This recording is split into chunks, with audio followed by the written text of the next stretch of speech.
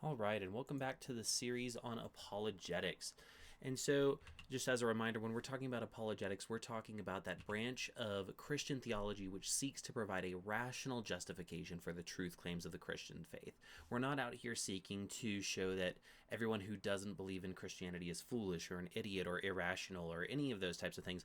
All we're trying to do, and our very simple, basic goal, is to show that what we believe has a rational basis. There's a reasonable basis behind it. I'm not saying that you have to believe this in order to be a rational person. I think there's plenty of rational people who have come to other conclusions, but I think that based off the evidence, we have good reason to think that the truth claims of Christianity are, in fact, true. And so, where we left off last time was the moral argument. We were talking about how the existence of objective morality is evidence for the existence of God. And we were talking about that in the terms of natural theology. So, the idea of providing the evidence for the existence of any God or gods, so theism, apart from inspired divine revelation. But of course, at the end of the moral argument, when we're stating that, well, God is unchanging, God is morally perfect, that God is the source of all moral goods and all moral obligations, we kind of get to an objection that's probably the most famous objection to Christianity in particular. And that's something that we often refer to as the problem of evil. You may have heard it called the problem of pain or the problem of suffering. There's plenty of other names that this is called. But perhaps one version of the argument could be put this way. It says, if God is all-knowing, all-powerful, and morally perfect, then why do children get cancer? Either God is unaware of or indifferent to their situation, he's incapable of fixing or preventing the problem, or he does not view the death of innocent children as bad. And so what this argument seeks to do is posit that all-knowing, so omniscient, all-powerful, so omnipotent, and morally perfect is in if one being has all three of those attributes, then the existence of suffering in the world is incompatible with that type of being. But because we see that suffering exists, God does not exist. Now, I want to start shifting gears at this point in the series because we've been spending all of our time talking about natural theology. We're trying to show, using only evidence that the vast majority, if not all of scholars agree on, we can have evidence for God's existence. But at this point, we're going to step away from natural theology and into something called Christian evidences, which is, as the name suggests, where we're providing evidences for the truth claims of Christianity in particular, not just theism broadly. And the reason I want to do this is because when this objection is brought up, it starts with an if statement. And there's different ways you can formulate or state the question here, but usually there's this implied if statement of, if God is omnipotent, omniscient, morally perfect, XYZ, the idea is that we're already positing within the question the Christian God. And so when this objection is brought up, at this point, it's the skeptic who's actually entered into the world of Christian evidences, because now they're not asking specifically about what if there's evil gods or limited gods, any of that stuff. Now they're saying, okay, let's posit your version of God, the Christian version of God. That seems incompatible with the world that I see. Because they've already entered into that, it's entirely appropriate for us to now step away from natural theology and towards Christian evidences. And furthermore, this is now a defensive apologetic rather than an offensive apologetic, if you recall back to the first video in the series when we talked about those things. But the main reason I wanted to bring this up is not just to help us start shifting gears and thinking about it in the terms of Christian evidences and defensive apologetics. I think that this is also a really important objection for us to understand. Because this is something that has driven a lot of people away from Christianity. Maybe something bad happened in their life. Maybe they lost a child, or their spouse died, or they were in a bad car accident and they were paralyzed, and they were left asking the question, why do bad things happen to good people? And at the core of the question, you can really take it two ways. You can have either the intellectual problem of evil, where you're really positing it as an argument and trying to show that maybe you're trying to show that God and suffering are logically incompatible, or maybe more likely you're trying to show that God is less likely due to the existence of the suffering that we see in the world. Now, on the other hand, and I think this is the way most people take it, this is really an emotional objection. This is something about, I feel wronged by the world around me. I feel like if there's a God, he should have stepped in and stopped something bad from happening. Or I'm owed more than what I've received. I didn't do anything to deserve these bad things. And at that point, that's an entirely different question than the intellectual problem. So we're going to deal with both. But one thing I want to point out is I had sent out a survey before I started teaching this class at my church to young adults, both at my congregation and at several other congregations, and I just asked them a couple of very simple questions. One included how much experience they had with apologetics. Another was asking them, what's the best argument for Christianity in your opinion? And then the second was, what's the strongest objection to Christianity? That one was particularly interesting because what we see is that the problem of evil was significantly the most challenging concept for people for young adults, it seems, within my denominational context at least. Furthermore, if you break this down instead of by experience level with apologetics, one thing you'll actually see is that women had a massive impact here. In fact, women only had 3 of these. So the 3 that we see here, textual inconsistency, we had one woman respond that was their number one strongest objection. 3 women responded that hypocrisy in the church. So in my opinion, another emotional objection. And then furthermore, the problem of evil. I think it was out of the 13 that replied for the problem of evil, I want to say 7 or 8 of them were women.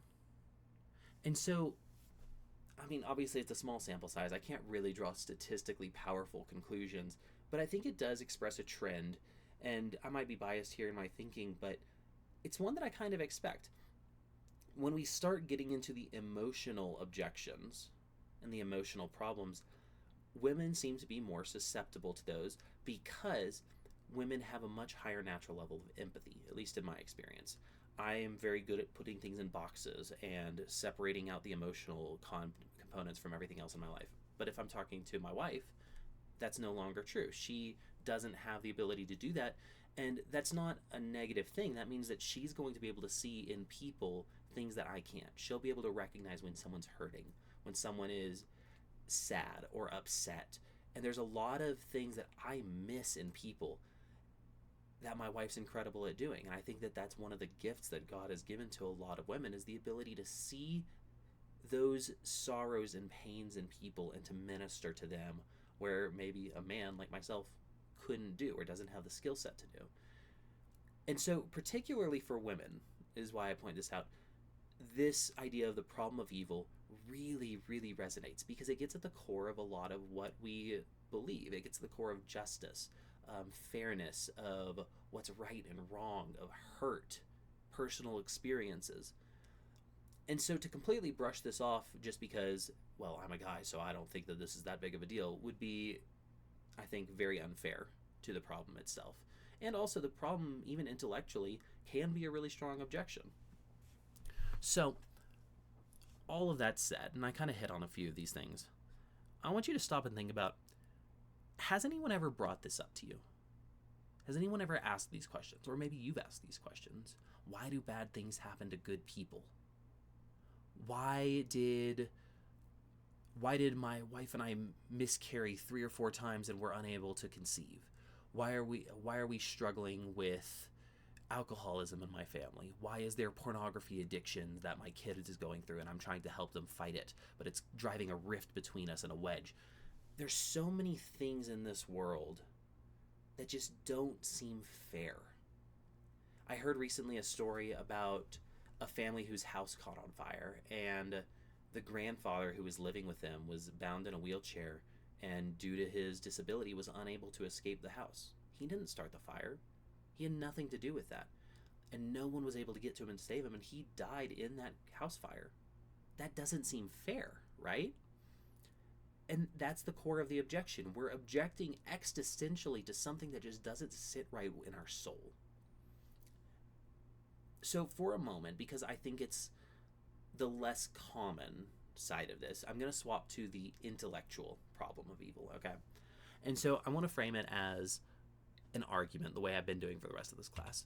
It goes something like this, and there's several versions of it, but it says, if an all-powerful, all-knowing, and all-good God exists, then pointless suffering does not exist. Now, a significant amount of pointless suffering appears to exist, and the existence of such suffering is more likely on the hypothesis that there is no such God. Therefore, it is highly unlikely that such a God exists. So we're splitting this out. We're looking at the intellectual objection. And from the intellectual objection, there's really two different versions of it. There's the logical problem of evil, and there's the inductive, so the probabilistic problem of evil. The first seeks to say that suffering that we see in the world is logically incompatible with God. The latter seeks to say simply that the amount of pointless suffering we see in the world makes the existence of God unlikely.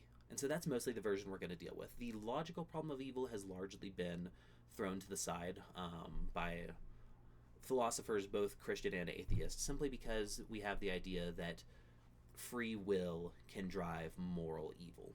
And I'll get to that in a second. But let's really look at what's being objected to here. We're not talking about any suffering. We're talking about specifically pointless suffering. And when we say pointless suffering, we just mean that which serves no discernible greater good or purpose. Like if I go out for a run, there are moments where I am suffering, but there is definitely a greater good and purpose, which is why I'm going out running. So that's not this kind of suffering we're talking about. Instead, we're going to draw examples from severe, widespread, and apparently pointless suffering, particularly among like innocents or animals. And I think at the surface we can all agree that suffering taken alone is a type of evil, and it's not something that God intended for humanity to bear or to be in this world. We see that in Genesis whenever we get this first view of what would a perfect creation look like. Suffering isn't a part of it. It's made very clear. But then suffering enters the world, and it kind of sets up from the very beginning of the Bible this tension that we see of how can there be suffering in a world that's created by a good God? It's not like this is a new question. This is a question from the very first few chapters of the Bible. And within suffering, I want to further differentiate between two types of suffering or evil that occurs. We have moral evil, in which suffering is directly related to the actions of fallen man, and then there's natural evil, which does not originate from human agency. So moral evil would be things like murder, rape, brutality, genocide, terrorism, or trafficking, whereas natural evil would include things like disease, earthquakes, tsunamis, wildfires, floods, famines. And as Christians, we need to understand how to answer both of these evils. Why would God allow terrorists to strap a bomb to a child and have them walk into the enemy camp? Why would God allow a 4-year-old girl to be raped and murdered? Why did God not stop the Holocaust? Why are children's cancer wards always filled with patients? Why did God allow a handicapped man to burn to death in a house fire that he had no means of escaping nor had a hand in starting? Why does God allow hurricanes to drown thousands of animals who were peacefully living out their lives? In fact, why did God create a world in which, in order for many creatures to survive, something else has to die? Couldn't he have made everything photosynthetic like a plant? Couldn't he have made it where the claws of all the predators in the world had some neurotoxin so that there would be no pain, at least, when an animal died to be eaten? And so there's these two sides of it, right? We have this idea of moral evil and natural evil. Now, again, I think that one is easier to answer than the other. I think moral evil is fairly straightforward for us to explain, at least from a logical standpoint. And that's the idea that moral evil derives from free will. And so we would look at it with these two ideas. One is that free will is a necessary condition for genuine love, virtue, and meaningful moral choices.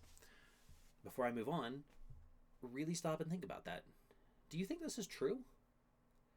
Is it possible that we could have a genuine relationship and have with something that doesn't have free will?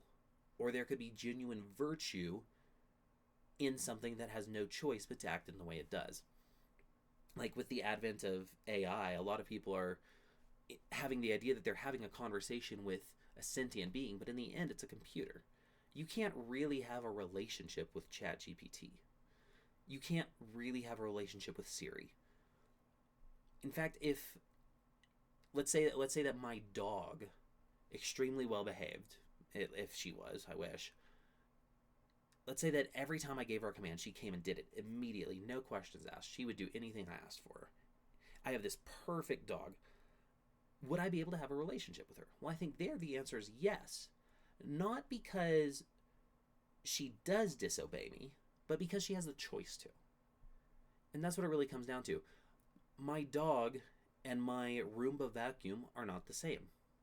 One of them has no choice but to do what I say. The other one does it out of love, out of free will. In the same way, if we have free will, it means we can actually make moral choices. I can choose to either help the person stranded on the side of the road or not help them. Now, if in every single situation I had no choice but to stop and help them, then it would no longer be a good thing to do. Simply because good implies the possibility of bad or the absence of good. And so anytime you have a moral choice that you're faced with, choosing to do good is, well, I mean, obviously a good thing. And I think a lot of people do that. But if you had no choice but to do that good thing, suddenly it really wouldn't be all that good. Maybe one way to look at it is we see giving to charity as good because you can either choose to give to charity or not. But if the same purpose that's achieved by that charity is achieved through, say, taxes, we don't really view paying your taxes as good. I mean, we view not paying your taxes as bad because it's a crime. But at the same time, most of us who are paying taxes aren't looking at it saying, wow, I am a really good person for doing this. No, it's kind of something, at least legally, that we have to do. And just because it could be going towards something good doesn't make us feel like we're actually involved in doing a good thing, because we don't really have a choice in the matter, even if we support what the taxes are going towards. And so I think there's a lot of validity to this idea that you have to have free will in order for you to have a genuine loving relationship with somebody. You have to be able to choose to not love them, to not have a relationship with them, in order for that relationship to have meaning and to really exist. In the same way, for moral choices to matter, we have to also have the choice of not choosing that moral choice. And that's where the second point comes in, is that free will entails the possibility of moral evil and misuse. So if I choose to help the person on the side of the road, it means I also could have chosen not to help the person on the side of the road. If I choose to help the old lady cross the street, it means I also could have chosen to push the old lady down into the street. Free will means that people can choose to misuse their free will and harm other people. And that means that bad things can happen. Somebody can walk into your home right now with a gun and start shooting up the place.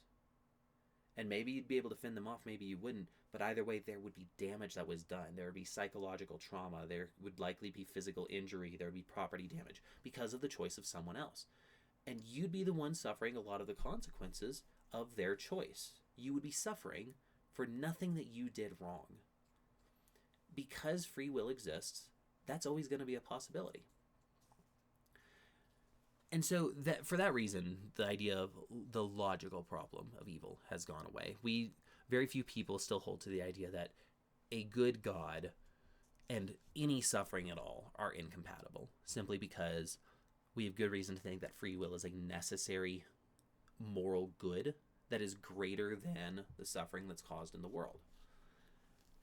But then we get to the other side of it. Well, before I move on, actually, I have to wonder, would it have been possible for God to create a world where humans have the free choice to do good or evil, but none of them chose to do evil? Like, think back to the example with my dog, this perfect dog who does everything I tell her. She still has free will, but she never disobeys. Great dog. But I still have a relationship with her. So is it possible that God could have created a world where that was the case? And I would say no. The reason being is that if we had a world where we had humans who supposedly had a free will, and they always chose to do exactly what was in line with God, eventually it would call into the question of whether or not that free will actually existed. And I think maybe you could theoretically conceive of a world in which that's possible, but it doesn't seem intuitively reasonable. It seems that if we had, let's say, the population of the world now, or no, let's scale it back. Let's go back to the garden.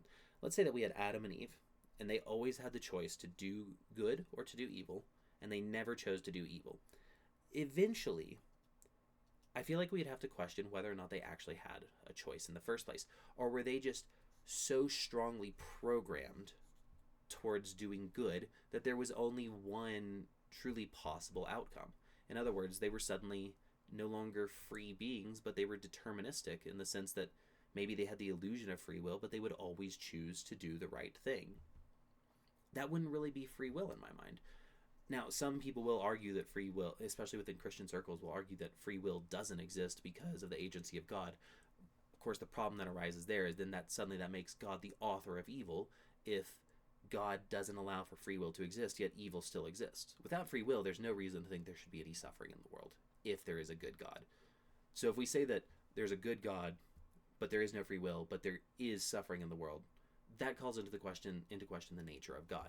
Free will is the thing that allows for us to have a reason for the existence of moral evil without pinning the blame for that on God. So moving forward, let's look at what I think is probably the more complicated one to answer, which is the idea of natural evil. And so this one's a lot harder to answer so simply. So I want you to pause the video in a moment and think for a moment. Why might God allow his creation to cause so much suffering in the world to believers and non-believers alike? Earthquakes, fires, famines, floods, disease. Bad things happen to good people. If there's a good God, why?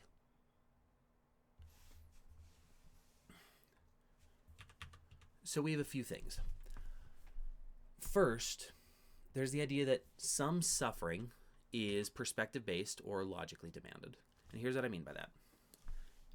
Pain is simply the result of sensory neuron activity. And it can be good, like a massage or exercise, or it can be bad. Also, exercise or getting your bones broken, a car wreck.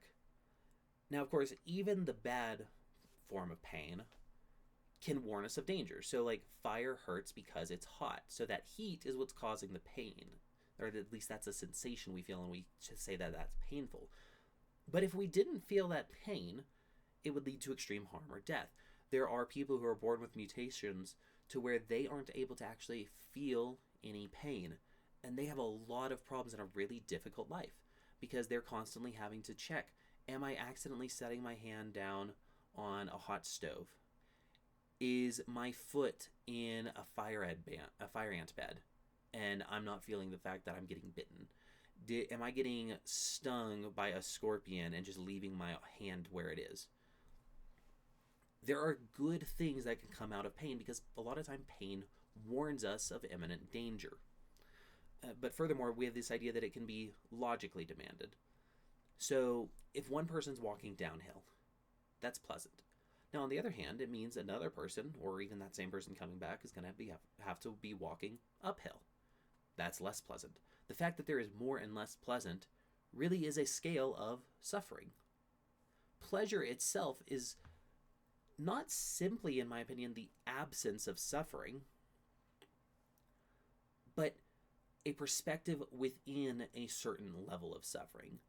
I find massages to be pleasurable if they're done correctly because it is getting at some of those nerves and it's causing those same pain signals, but at a level that I find bearable and at a point enjoyable. If I could feel nothing, I would be denied that pain.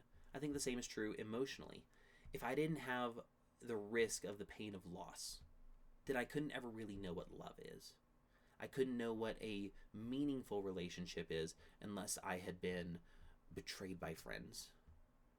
Every negative experience, every piece of suffering is an inverse, it's a logical inverse in a lot of ways, to something good. So some types of suffering are logically demanded. Now, furthermore, we have this idea of soul making. So suffering can produce spiritual goods. If you look at Romans 5:3-5, it says something to the effect of, we know that suffering produces endurance, and endurance builds character, and character leads to spirit. Well, I don't remember the exact phrasing, but character helps with your relationship with God and your spiritual building. And so I think that this is another one that we can maybe compare to exercise. Going out for a run can be painful, but the more I do it, the stronger I get and the faster I can run. But in order to keep getting stronger, I need to keep putting myself in pain. But that's going to do good things. Think about maybe like 1700s royalty in Europe. We have a group of people who are weighted on hand and foot. They're given everything they could ever want. They're given such special treatment that they may not experience suffering nearly to the level of almost anyone else in the entire history of humanity up to that point. And what we got was a class of people who didn't care about others. They didn't have any source of empathy. They were often lazy. They were not physically fit because they had no need to be. And suddenly that lack of suffering ended up producing a lot of apathy in their life. Now, I think a lot of us would say that apathy and gluttony and laziness are types of moral evils. They might be more passive, but they're still moral evil. Suffering within us can help prevent those moral evils from taking hold in our lives. They can be reminders of helping us build towards something better and become better people. I've had different levels of suffering in my life at different times, but I don't look back on any of them and feel that I wish that had never happened. There are things that I regret. There are things that, maybe there are things that I wish hadn't happened, but at the same time, I recognize the growth that I've had because of those things. Now, from my perspective, some of those things may not have been worth the benefit that I perceive. I might see some of those things as, that was too much for me to handle, especially for what I got out of it. But that's a perspective issue. That's perspective based. And that gets kind of to the third point. We're not really in a position to judge whether there exists sufficient moral reason to allow for specific instances of suffering to occur. If we think back to different stories in the Bible, we can look at Job. We as the reader are given a reason for the suffering that Job endures. Now, what's interesting with Job is throughout that whole book, he's never given a reason. He's simply told, I'm God, you're not, and you can't see the things that I'm doing. And what I love about that book isn't necessarily the specific instance, but it's this idea that there are things happening outside of our view that we likely will never know. But it's very possible that suffering that we endure is going to result in a greater moral good than the moral evil that we perceive. And that would justify that moral evil. Think about, okay, let's go back to 9/11. We have planes that are being flown towards the Twin Towers. Now, let's think for a moment and say the first plane has already hit. We see the second plane on the way. That second plane is filled with innocent people. And the government comes in and says, hey, this plane is going to deal a lot of damage. We need to shoot it down. And so the president gives the order, and somebody in the military has to deal with a grisly task of shooting down an airplane filled with innocent people. That's hard. But the moral good of preventing that tower from being struck is a greater moral good than the moral evil. And maybe that one's a little bit of a weaker example because the people are going to die anyways, but think about the trolley problem. We get this idea that there's a train heading towards down the track and there's a person tied to the track. Okay? But we can there's 5 people tied to the track, sorry. But we can flip that switch and instead have it go and hit the single person on the track. Now, I think a lot of people would say that logically, the moral evil of hitting the one person is less than the moral evil of hitting the other people. So you have to weigh your options. And we don't exist in a perfect world. So at a certain point, and there are times where God is going to use suffering in this world in order to build up his purposes and to achieve something better. The crucifixion of Jesus. People were committing moral evil by crucifying an innocent man. But we can look at it and say, oh, but the result of that moral evil was a greater good. Another example from the Bible, think about Joseph in Egypt. He was thrown into a pit. When Joseph was thrown into a pit and left for dead and then eventually sold into slavery and then put into prison, I'm sure there was a lot of moments where he was looking at his situation and saying, why is this happening to me? This is wrong. This is just objectively wrong, because he didn't see the bigger picture yet. And I think Joseph did trust in a lot of ways from the story, but he didn't know that there was a famine coming. He didn't know that he was going to eventually be put into a position through those moral evils in order to achieve a greater moral good. And so there are times where we have to understand that our perspective is simply too limited as finite mortal beings to understand the purposes of God, and the fact that there even could be a morally sufficient reason to allow for these instances of suffering should give us some comfort. That one, God and the suffering that we experience are not logically incompatible, but two, when we suffer, if we take the right perspective, it can build us up as people. It can make us stronger people. It can make us better people. It can make us more empathetic people. We can use those experiences to help others who are suffering later. And at the same time, realize that there are moral goods that are being accomplished that we just can't see yet, but we can trust. And so I want to move from here to the emotional problem of evil. So let's go back to this question. If God is all-knowing, all-powerful, and morally perfect, then why do children get cancer? Either God is unaware of or indifferent to their situation, he's incapable of fixing or preventing the problem, or he doesn't view the death of innocent children as bad. And for most people, the problem of evil isn't about logic, it's about pain. The question isn't whether God is real, but whether God is good, or where God is. So for a moment, think of a time when you experienced or witnessed intense suffering. What was needed most in that moment, either from God or from others, maybe from you? I want you to think for a moment about a situation, a hypothetical situation here. Let's say that you have a friend, and this friend comes up to you and she says, I just don't understand how God could take my child away with an aneurysm. What did I do to deserve this? I never even had the chance to say goodbye. This is a situation that's happened to people. And so really think on this for a moment. Imagine the pain that this person is in. What are they looking for? What are they asking? And then I want you to think, what would a bad response to this look like? So we came up with a few in our class, and really the bad response to the emotional problem of evil is all of the logical things we just talked about. Okay? Pain does not need logic. Pain needs compassion.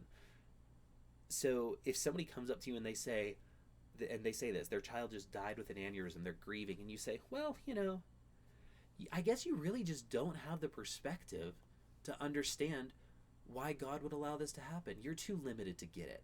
But, God has a purpose. I'm sorry, that's not a good response. Here's another one. Well, all have sinned and fallen short of the glory of God, and the wages of sin are death, so really your child deserved to die. I have heard, maybe it was a bit rougher the way I said it, but I've heard versions of that as a defense for why bad things happen to good people and why children are allowed to die. That's a terrible response. At a certain point, theologically, it doesn't even matter whether what you've said is true or false. If you're coming in with arguments and trying to prove to your friend that they shouldn't be upset with God, you've already lost. You're doing it wrong. Don't lead with arguments. Lead with presence, lead with listening, lead with empathy. And when the time is right, then you can point to the God who suffers with us and for us. And I think that that's really the key to a wise and compassionate response, is you have to sit there. You have to give your time. You have to listen. You have to care about them. You have to understand what they're feeling, or at least try to. And then you just have to suffer with them. Having somebody there suffering with you helps with that suffering, which is why it's so important that we have a God who suffered with us and for us. I want to take the moment and read Romans 8, starting in verse 18. It says, "For I consider that the sufferings of this present time are not worth comparing with the glory that is to be revealed to us. For the creation waits with eager longing for the revealing of the sons of God. For the creation was subjugated to futility, not willingly, but because of him who subjected it, in hope that the creation itself will be set free from bondage to corruption and obtain the freedom of the glory of the children of God.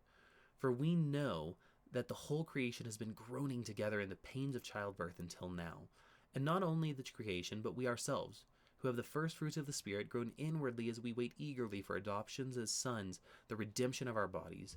For in this hope we were saved. Now hope that is seen is not hope, for who hopes for what he sees? But if we hope for what we don't see, we wait for it with patience.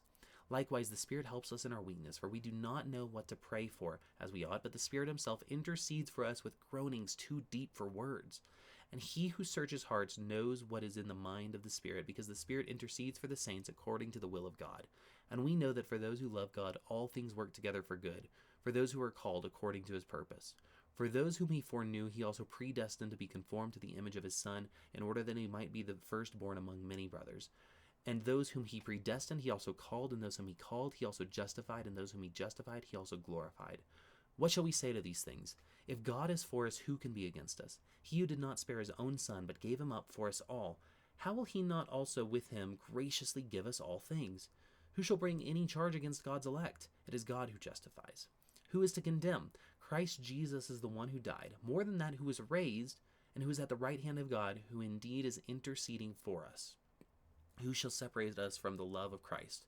Shall tribulation or distress or persecution or famine or nakedness or danger or sword? As it is written, for your sake we are being killed all the day long. We are regarded as sheep to be slaughtered. No, in these things we are more than conquerors through him who loved us.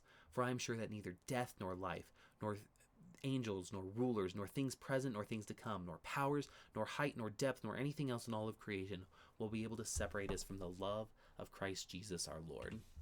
When we talk about the problem of evil, it's easy to think in terms of arguments and answers, but sometimes what people need is not an answer. What they need is presence. Because when you're sitting in a hospital room, or beside a fresh grave, or crying on the floor because your life is falling apart, a syllogism isn't going to help you. The real question becomes, where is God? And Christianity gives an answer that no other worldview dares to give. Our God does not stay distant. He doesn't watch human suffering from a throne of detached judgment. He enters it. He becomes a baby in a poor family. He lives under Roman oppression. He's misunderstood, abandoned, betrayed. He weeps at the tomb of his friends. He sweats blood in a garden. He's whipped, mocked, tortured, and crucified.